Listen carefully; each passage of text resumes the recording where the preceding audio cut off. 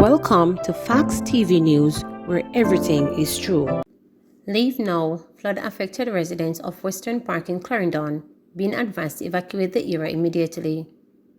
Residents in Western Park in Mapen, Clarendon are being advised to evacuate and head to the Western Park Church of Christ Emergency Shelter if floodwaters had affected them. According to the Mapen Municipal Corporation, homes on Harry Street or surrounded areas have been flooded.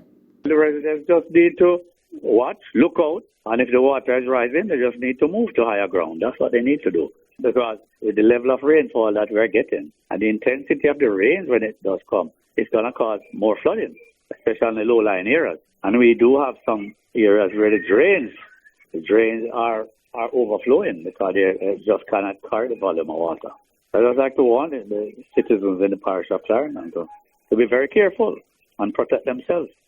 Right now, the shelter that is activated within the Harris Street, Mapen area, is the Church of Christ on Harris Street that is activated presently. So if the citizens in that area needs to evacuate, then that's where they need to go. Several areas of Clarendon flooded as heavy rain continues to lash the island. Clarendon appears to be the parish getting the brunt of the heavy rainfall, which has resulted in flooding in several areas. The southern parish is one of several of which a flash flood warning is in effect. Member of Parliament for South East Clarendon, Colonel Charles Jr., says following report of extreme flooding, residents have been asked to stay home. From Mapen, heading south towards the Portland Cottage tip, there are reports of extreme flooding. We have put out a notice asking the residents where possible to stay home to avoid the roads that are impassable. We have asked those in areas that need evacuation to call us and to advise us. We see where, despite some of the drain cleaning that has been done, we're still seeing that because of the volume of rain we have built up, which has caused some of the areas to be impassable, even in Longville Park, through Hayes, going down to Rocky Point and Portland Cottage. But we are hopeful that in the next 2 to 3 hours, that most of it should run off, and then we can go in and do a proper assessment. There are areas where we have received reports of the residents being cut off.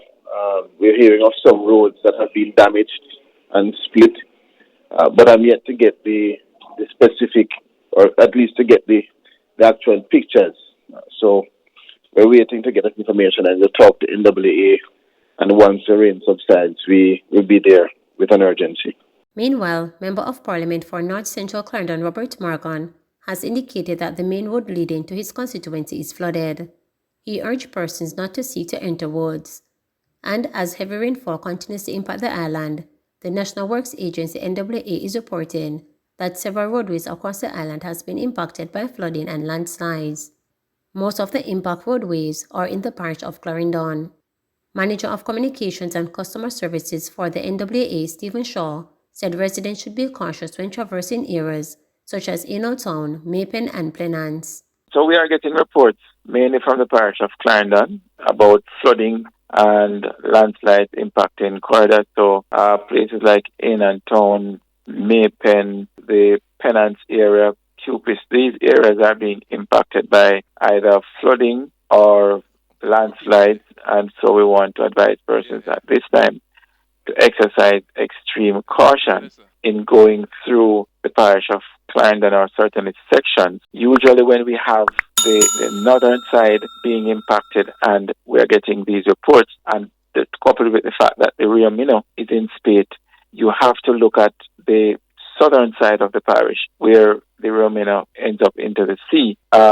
There is every likelihood of flooding in that space, and so persons on the southern side of Clarendon ought to exercise some amount of caution at this time and be on the lookout for flash flooding.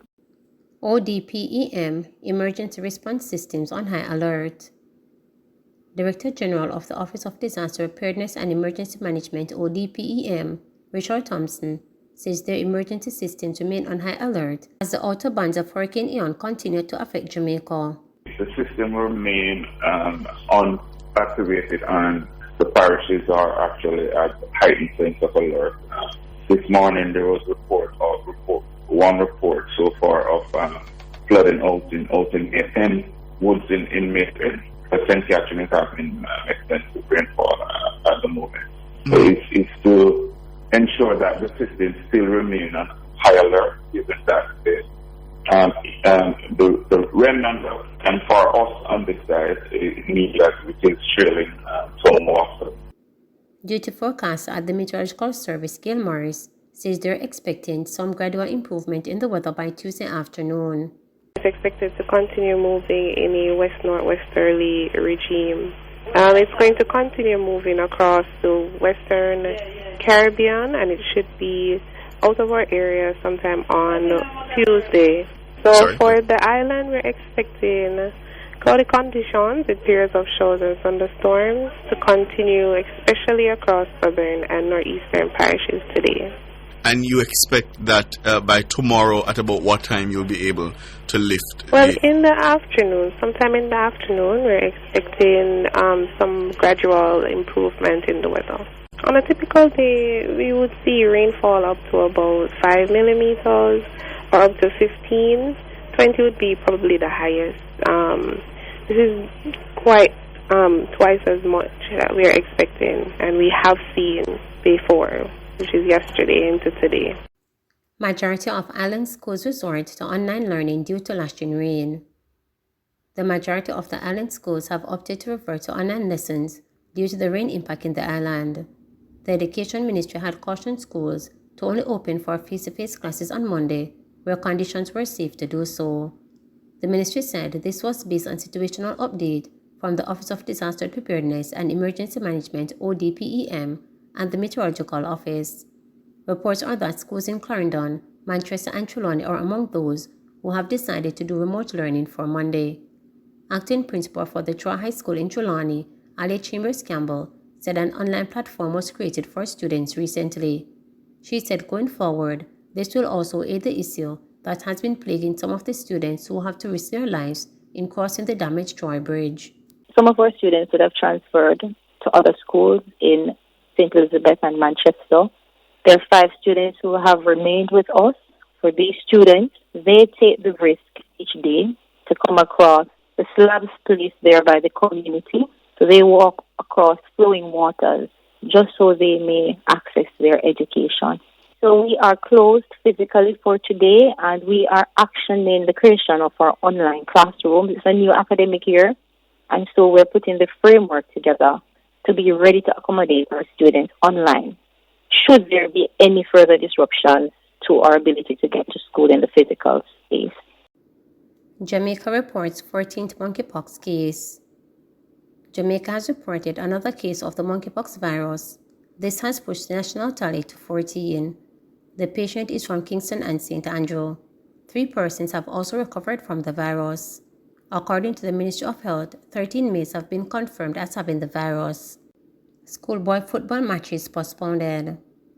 Due to the inclement weather affecting the island as a result of Hurricane Ian, the International Secondary School Sports Association (ISO) is advising that all schoolboy football competitions scheduled for Monday have been postponed. The Meteorological Service recently issued a flash flood warning for low-lying and flood-prone areas in St. Catherine, Clarendon, St. Thomas, Portland, Kingston, and St. Andrew and St. Mary.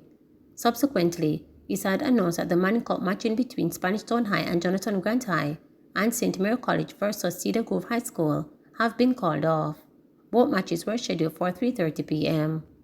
In addition, the highly anticipated Battle of North Street between Kingston College and St. George's College was postponed on Saturday. A new date is set to be released.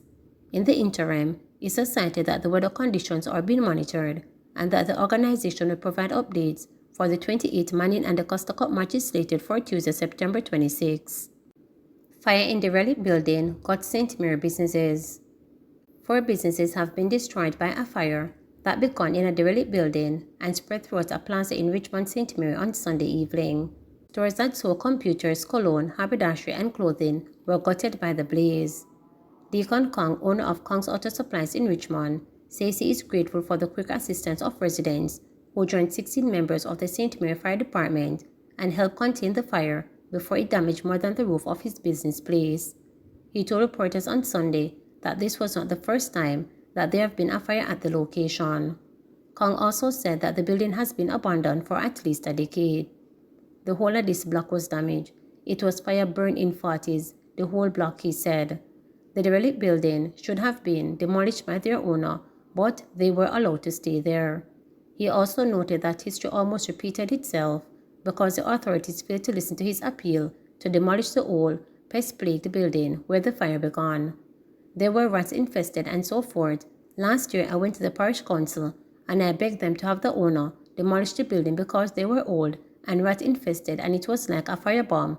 And this is what happens. This is the result, he said.